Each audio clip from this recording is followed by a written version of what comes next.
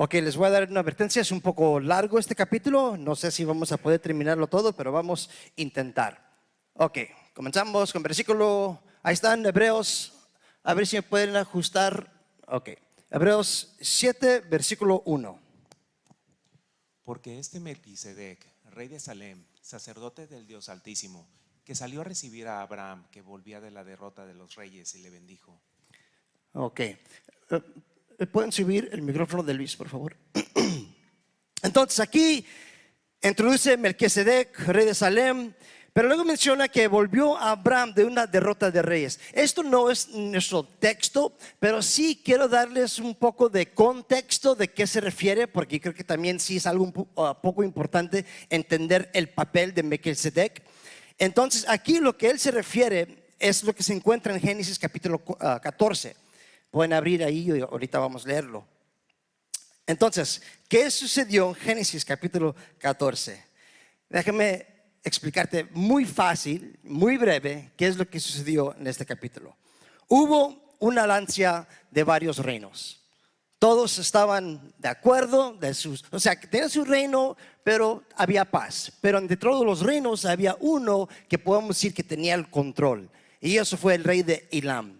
El rey de Elam, él cobraba impuestos a los otros reinos. Y los otros reinos, 5 de ellos dijeron, no estamos de acuerdo con esto. No queremos pagarle a esta persona lo nuestro. Entonces esa alianza que era de 9 personas se dividió 5 y 4. Entonces los 4 se quedaron con el rey de Elam y los otros 5 dijeron, nos vamos a independizar. Pero no solo eso, ellos se molestaron tanto que dijeron, ¿sabes qué? No solo vamos a hacer nuestra alianza, pero ahora que vemos que somos 5 reinos y ellos nomás son 4 reinos, ¿qué tal si vamos y conquistamos a estos para nunca tener problemas en el futuro? Entonces ellos hacen un plan, dicen, cierto, de acuerdo, vamos a ir y vamos a conquistar, somos más nosotros que ellos, y preparan para batalla, van a la guerra y todo lo contrario pasó. Al revés, totalmente. Estos 4 destruyeron los 5, se los comieron. O sea, y cuando hicieron esto, se llevaron todo. Todos los otros reinos, o sea, aquí está mencionado Sodoma, Gomorra, Adma. Se llevaron las riquezas, se llevaron el ganado y se llevó hasta la gente. Pero entre ellos, en que se llevaron, estaba el nieto de Abraham. Aquí es donde se pone como una película.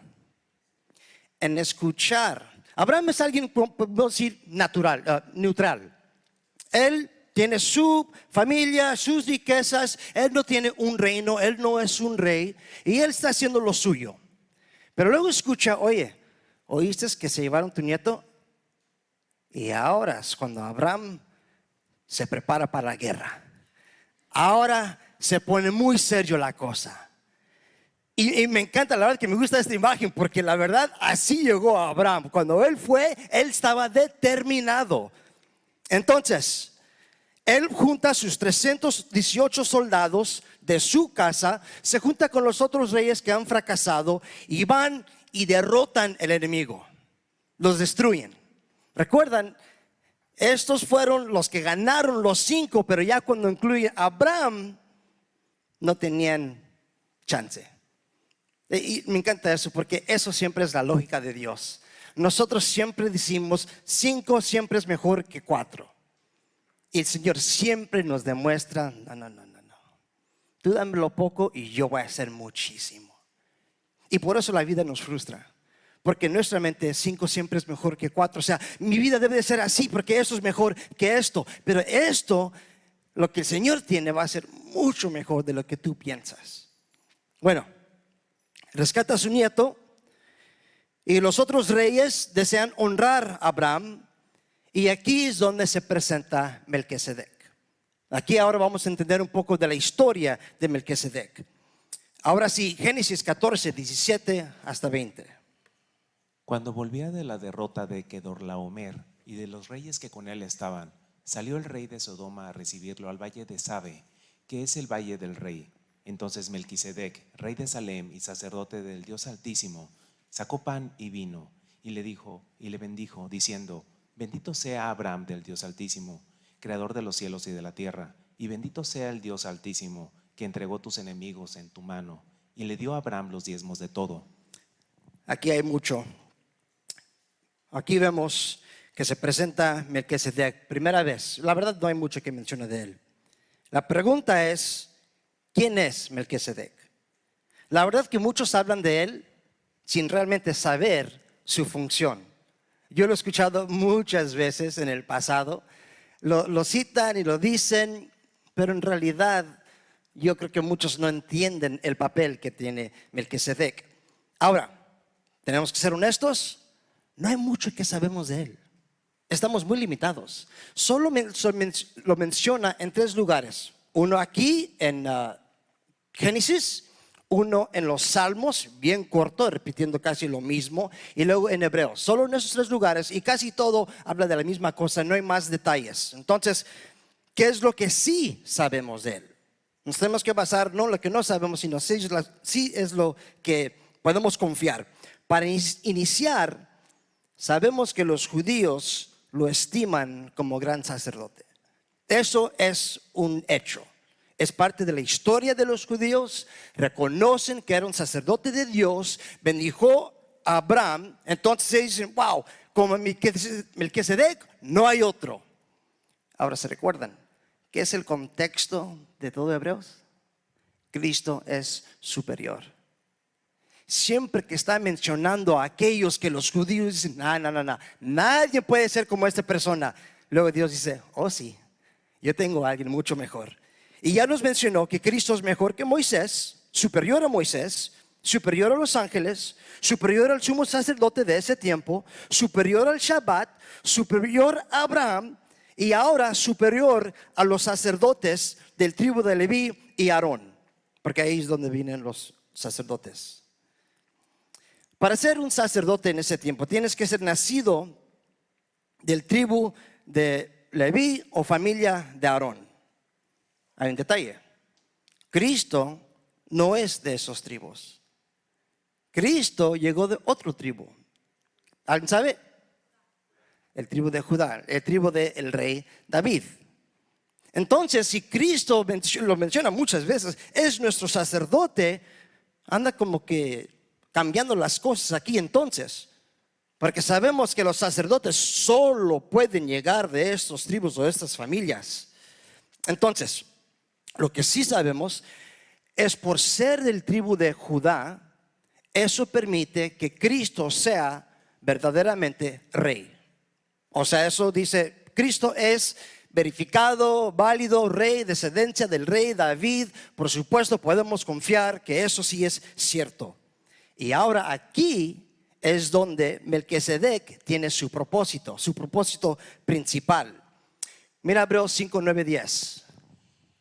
Habiendo sido perfeccionado, vino a ser autor de eterna salvación para todos los que le obedecen, y fue declarado por Dios sumo sacerdote, según el orden de Melquisedec. Aunque Cristo no es de Leví o Aarón, él sí es sacerdote según el orden de Melquisedec. Recuerda, hay 2 opciones para ser sacerdote: o Leví o Aarón. Melquisedec nos da la tercera opción.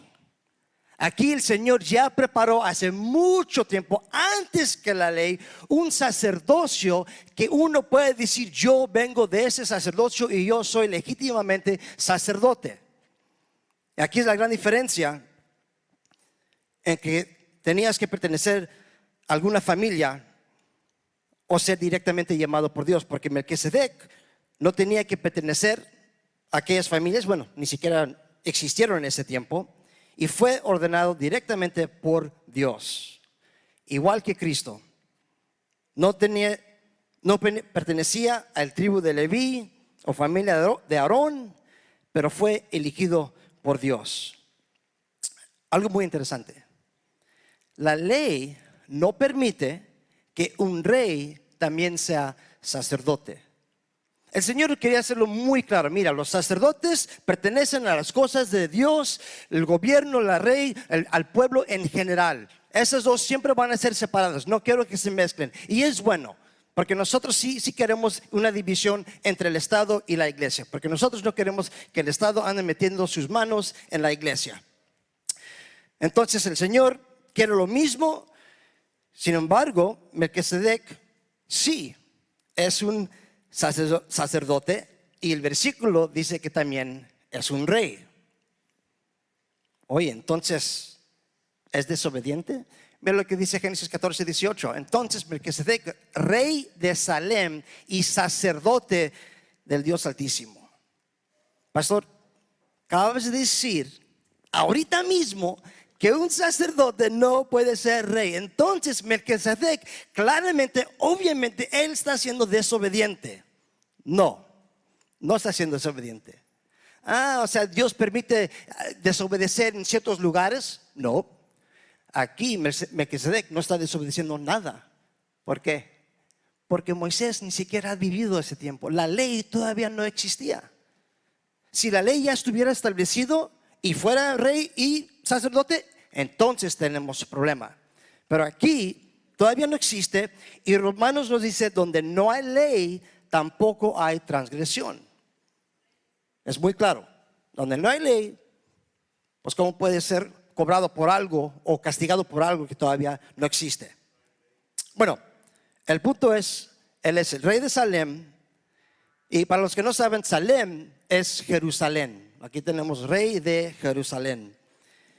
Como Cristo viene del orden Melquisedec, también puede ser rey y sacerdote. Rey por linaje de David, sacerdote por medio de Melquisedec. Entonces el Señor siempre honra el orden. Él siempre nos enseña: mira, hay ciertas reglas y yo lo voy a hacer de esta manera, y los sacerdotes o tienen que ser de aquí, pero yo voy a preparar para el futuro y darles un ejemplo de una persona que puede ser rey y sacerdote, para que cuando Cristo llegue, ustedes no pueden decir: oye, ¿a quién perteneces? ¿No perteneces a Leví? ¿No perteneces a la familia de Aarón? No, yo pertenezco al orden de Melquisedec. Entonces legítimamente sí puede ser o tener esta posición. Ahora mira versículo 2. Si no tienes Biblia, nomás levanta tu mano y ahorita te podemos pasar una Biblia. ¿Alguien que le hace falta una Biblia? Ok. Versículo 2. A quien asimismo dio a Abraham los diezmos de todo, cuyo nombre significa primeramente rey de justicia y también rey de Salem, esto es, rey de paz. Ok. Vamos a hablar de un área bien breve, porque sí lo menciona. Abraham dio su diezmo a Melquisedec. No se te olvide, Abraham vino antes de la ley. Abraham no estaba obligado a dar su diezmo. No fue hasta después, porque después es cuando construyeron el templo, tienen sacerdotes, y ahora dicen: oye, para poder mantener el templo y los sacerdotes tienen que apartar el diezmo para ese, pues podemos decir, ministerio. Y por eso también es una de las razones en por qué damos un diezmo. Es porque aquí obviamente no es gratis, nos cobran renta, pagamos luz, pagamos todo lo necesario. Y a veces hay personas: sabes que yo no me gusta dar mi diezmo a la iglesia, yo prefiero dárselo a otra persona.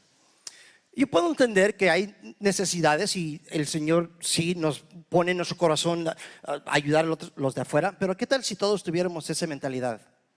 No, yo no voy a dar mi diezmo aquí en la iglesia. Pues no tendríamos este aire acondicionado, ¿verdad? Entonces sí, obviamente tenemos que reconocer que sí estaba apartado para el templo, para el uso. Bueno, nosotros usamos ese mismo ejemplo de hoy, de Abraham. No damos el diezmo por obligación, sino por adoración. Ya no estamos sujetos a la ley, sino estamos sujetos a la ley de Cristo. Pero la ley antigua era regla que tenías que dar tu diezmo. Tú y yo ya no estamos bajo eso. Quiero que sepas eso. Y la verdad no les conviene mucho decir eso, porque dicen: híjole, pues si les digo eso, entonces pues ya no van a dar. No tenemos que tener miedo de eso. La iglesia es de Dios. Dios no es pobre. Dios nunca se preocupa si Él va a poder pagar la renta o no. Entonces nosotros damos en adoración. Aquí, si han visto, no pasamos con canastas para pedir dinero. No estoy diciendo que eso es malo, no estoy diciendo que es pecado pasar. No, hay gente que lo hacen, está bien. Pero nosotros ponemos las cajas porque queremos que uno dé de su propio corazón. Cuando está ahí enfrente de ti la canasta, puedes sentirte un poco obligado. Pero Dios no quiere que des por fuerza. Él no te quiere amarrar. ¿Qué es el dicho? Amarrar de cochinito. ¿Cómo se dice? Lo dijiste ayer. Manito de puerco. Nada que ver, ¿verdad? Ok. Entonces, es parte de nuestra adoración, porque también no queremos ser lo de menos. Porque no ponemos énfasis en todos los sermones. O sea, cuando nos toca el tema lo vamos a hablar, pero ves que nosotros no somos dar. Sin embargo, no quiero que ustedes vayan a pensar que menospreciamos eso. Eso es gran parte de la adoración. Igual como alabar al Señor con las canciones, igual como sentar a escuchar su palabra, también dar al Señor es lo que nosotros hacemos. Pero ahora lo hacemos como lo dice 2 Corintios. Pero esto digo, el que siembra escasamente, también segará escasamente. Y el que siembra generosamente, generosamente también segará. Cada uno dé como propuso en su corazón, no con tristeza ni por necesidad, porque Dios ama al dador alegre. Así es. Si vas a dar, es porque tú amas al Señor y tú quieres dar. El diezmo es un buen estándar. Es como decir, mira, esto es lo mínimo. Yo todavía, no para decirle, wow, practicamos el diezmo no por obligación, sino es como podemos decir lo mínimo. Es algo que, esto ya está apartado por el Señor. Y créemelo, mi esposa y yo hemos visto su mano siempre proveer. Cuando piensas, híjole, es que no puedo dar, no tengo la suficiente,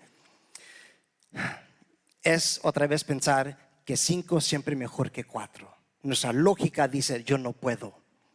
Pero la fe dice lo contrario. La fe dice, yo no confío en lo poco que tengo, yo confío en el Señor. Y no digo eso para obligarte que si eres pobre tienes que dar. No, simplemente estoy diciendo una verdad. Aquí lo dice, el que siembra escasamente también sacará escasamente, o generosamente también sacará generosamente. Ok, lo que sí pido cuando hablamos de dar al Señor es que nunca le des tus obras, porque muchas veces es lo que es. Primero tengo lo mío, mis gastos, mis cosas, mis necesidades. Ya si me alcanza, entonces le doy a Dios lo suyo. Es decir, le doy mis obras. La verdad, Dios no quiere tus obras. Si es así, mejor guárdalo. Quédate con tu dinero. El Señor quiere un acto de fe que dice, Dios, tú eres primero. Yo sé que tú eres mi proveedor. Y tú das confiando en eso. Porque hacerlo al revés no es fe. Es lógica, es más decir, yo tengo que cuidarme a mí primero y luego las cosas de Dios. Eso es totalmente lo contrario de lo que Dios espera de nosotros. Ok, regresando a Génesis, dice que Melquisedec le regaló a Abraham pan y vino. Muy simbólico de ¿qué? La Santa Cena, ¿verdad? Algo muy importante para nosotros hoy en día, que sí participamos una vez al mes, la Santa Cena.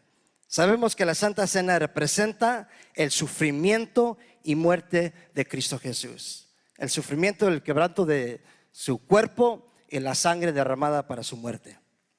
Y después de recibir ese pan y vino, Abraham le dio el diezmo. Eso es también muy importante.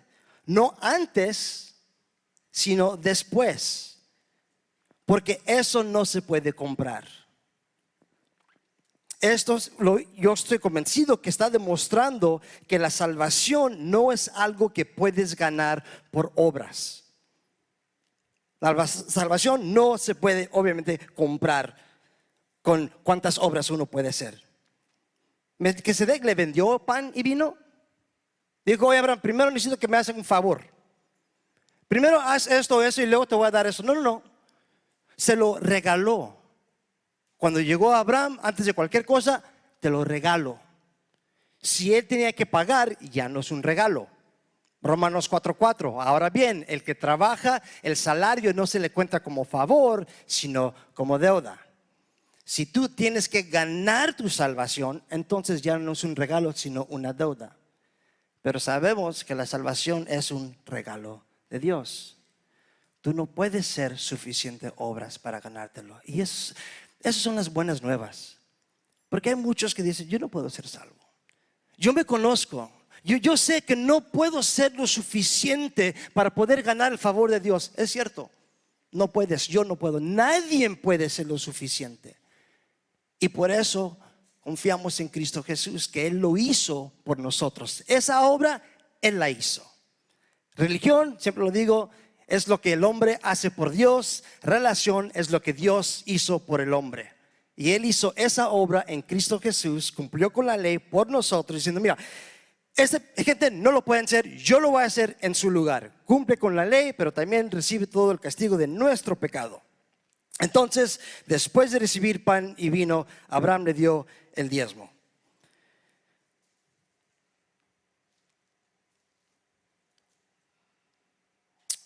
Ok, luego dice el significado de su nombre, ese mismo texto.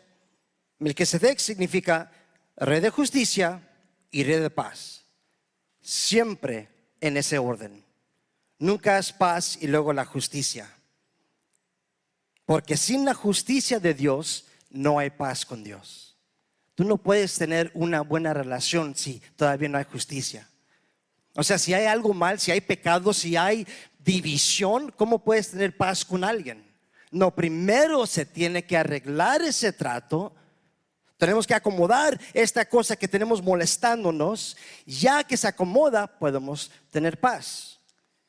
Otro versículo, Romanos 5:9. Pues mucho más, estando ya justificados en su sangre, ¿ahora qué? Por él seremos salvos de la ira. Ya que eres justificado por su sangre, ahora puedes tener paz con Dios. De nuevo aquí Melquisedec, un perfecto ejemplo de Cristo Jesús. Él es nuestra justicia y Él es el que nos da nuestra paz. Ok, versículo 3. Aquí es donde se pone un poco más intenso. Sin padre, sin madre, sin genealogía, que ni tiene principio de días ni fin de vida, sino hecho semejante al Hijo de Dios, permanece sacerdote para siempre. Wow, este es el gran misterio. Aquí es donde hay mucho conflicto. Ni padre, ni madre, ni genealogía. Bueno, por supuesto, entonces, este Melquisedec tiene que ser Cristo. Dicen que esto es una cristofanía. Cristofanía es cuando Cristo se presentó antes del Nuevo Testamento. Entonces, una de las formas en algunos piensan. Pero si piensas eso, no hay nada malo. Si piensas del otro, tampoco, porque es un misterio, no hay por qué pelear. Yo pienso que no es Cristo y ahorita te lo voy a explicar por qué. Pero eso no cambia nuestra salvación.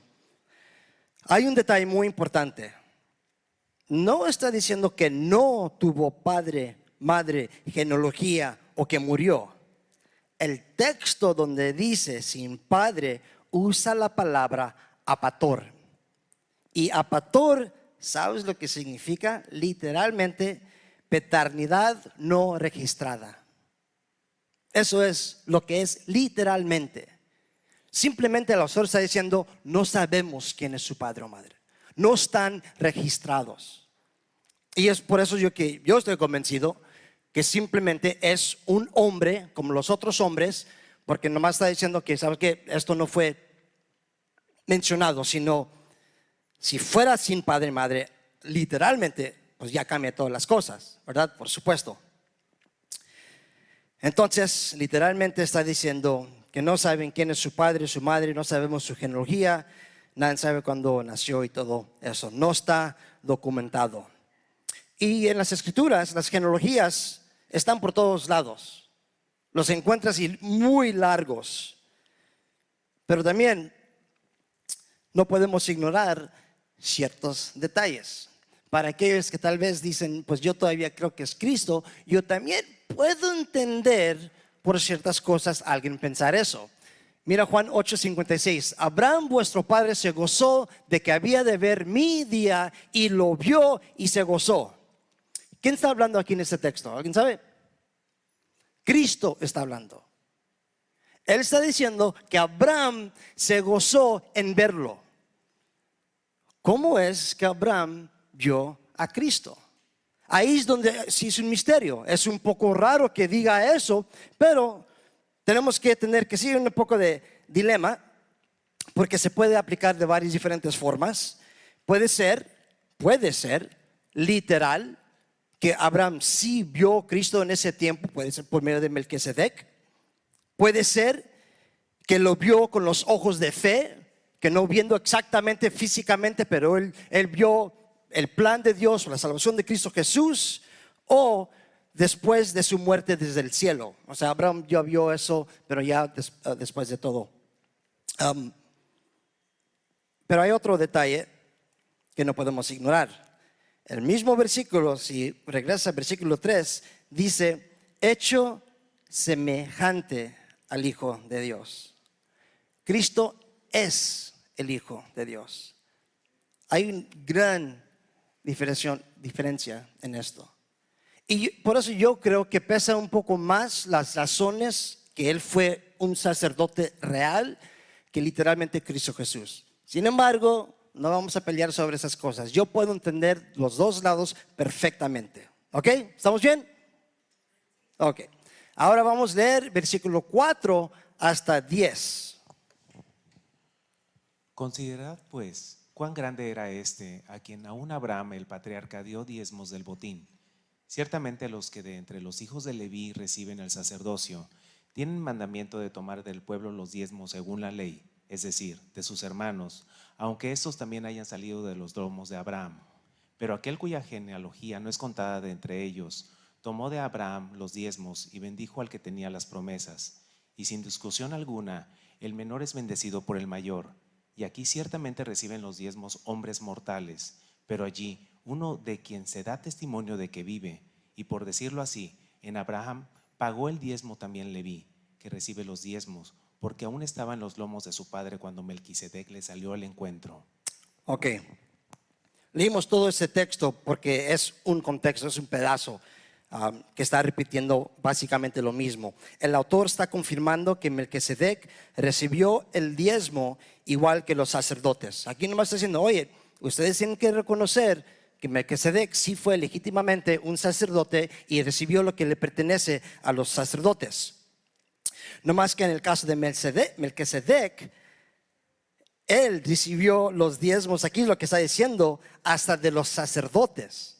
Aquí el autor dice, mira, no solo todos nosotros, el pueblo, pagamos diezmo al sacerdote, pero hasta los sacerdotes le dieron diezmo a Melquisedec.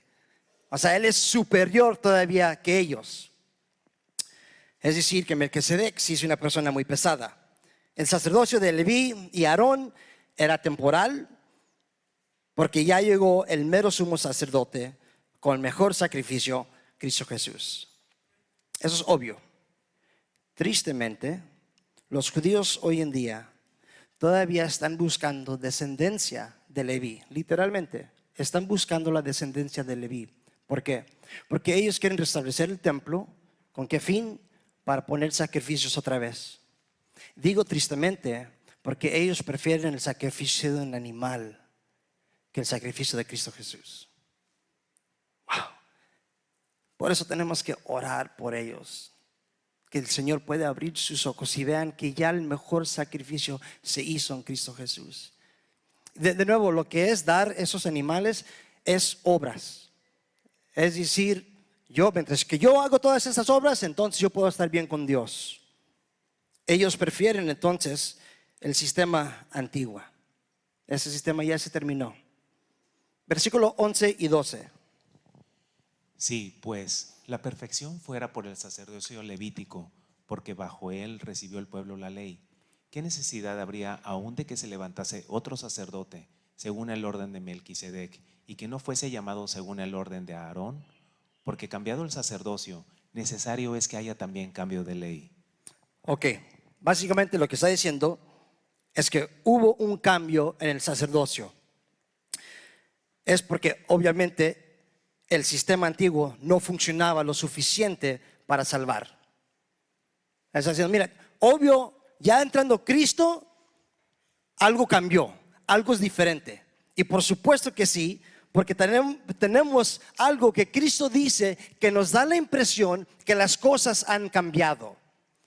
Juan 13:34, un mandamiento que dice, nuevo os doy, que es améis unos a otros como yo os he amado, que también os améis unos a otros. Dice, las cosas han cambiado. El mandamiento que yo prefiero, la cosa en cómo tienen que vivir, es amar a tu prójimo. Bueno, cuando le preguntan a Cristo cuál es el mayor mandamiento, es amar a tu Dios y amar a tu prójimo. Cuando haces esas cosas, cumples con toda la ley. Por supuesto, cuando amas a una persona, no vas a pecar contra esa persona, no vas a traicionar a esa persona. El amor actúa totalmente diferente. Entonces aquí nomás está diciendo, confirmando que obviamente Cristo cambió las cosas. Versículo 13 a 19. Y aquel de quien se dice esto es de otra tribu, de la cual nadie sirvió al altar, porque manifiesto es que nuestro Señor vino de la tribu de Judá, de la cual nada habló Moisés tocante al sacerdocio. Y esto es aún más manifiesto, si a semejanza de Melquisedec se levanta un sacerdote distinto, no constituido conforme a la ley del mandamiento acerca de la descendencia, sino según el poder de una vida indestructible, pues se da testimonio de él. Tú eres sacerdote para siempre, según el orden de Melquisedec. Queda, pues, abrogado el mandamiento anterior a causa de su debilidad e ineficacia, pues nada perfeccionó la ley, y de la introducción de una mejor esperanza, por la cual nos acercamos a Dios. De nuevo, repitiendo esas mismas cosas, el sistema antiguo no funciona o no funcionó lo suficiente. Y ahora nos explica el propósito de Melquisedec. O sea, no era simplemente nomás un sacerdote que llegó y se fue. No, él tuvo su propósito y ese propósito fue muy esencial. Génesis 14 nos profetizó que iba a llegar este tipo de sacerdote sumamente mejor que los sacerdotes de Leví y Aarón. Ya estaba profetizado hace mucho tiempo que íbamos a tener un sacerdote como Melquisedec. Y ese sacerdote llegó en Cristo Jesús. Ok, versículo 20 hasta 28. Y esto no fue hecho sin juramento, porque los otros ciertamente sin juramento fueron hechos sacerdotes, pero este, con el juramento del que le dijo, juró el Señor y no se arrepentirá, tú eres sacerdote para siempre, según el orden de Melquisedec. Por tanto, Jesús es hecho fiador de un mejor pacto, y los otros sacerdotes llegaron a ser muchos, debido a que por la muerte no podían continuar, mas este, por cuanto permanece para siempre, tiene un sacerdocio inmutable, por lo cual puede también salvar perpetuamente a los que por él se acercan a Dios, viviendo siempre para interceder por ellos. Porque tal sumo sacerdote nos convenía, santo, inocente, sin mancha, apartado de los pecadores y hecho más sublime que los cielos, que no tiene necesidad cada día, como aquellos sumos sacerdotes, de ofrecer primero sacrificios por sus propios pecados y luego por los del pueblo, porque esto lo hizo una vez para siempre, ofreciéndose a sí mismo. Porque la ley constituye sumos sacerdotes a débiles hombres, pero a la palabra del juramento, posterior a la ley, al Hijo, hecho perfecto para siempre. Amén. Aquí inicia diciendo que hizo un juramento, algo que no hizo con los otros sacerdotes. No hubo un juramento, simplemente naces de esa familia, eres sacerdote. Pero aquí el Señor dice, no, yo te prometo uno específico. O sea, el juramento nos indica que sí está hablando de algo específico. Esto es bueno, que sí cambió, que tenemos un sacerdote para siempre, porque tenemos también que recordar que había requisitos. Discúlpame, me brinqué. Ok. La gran diferencia, a lo mejor, la razón que Cristo es mucho mejor, obviamente por un montón de razones, pero los sacerdotes eran pecadores. Ellos piénsalo muy bien. Simplemente para ser sacerdote, naces de la familia. Naces de la familia. Ahora puedes ser sacerdote. Entonces, si es así, muchos entraron al sacerdocio muy malos. Habían muchos que eran perversos, que eran ladrones, que eran malísimos. Él estaba diciendo, oye, también tenemos sacerdotes, aunque tengan ese título, te van a fallar. Pero aparte de lo malo, eran humanos.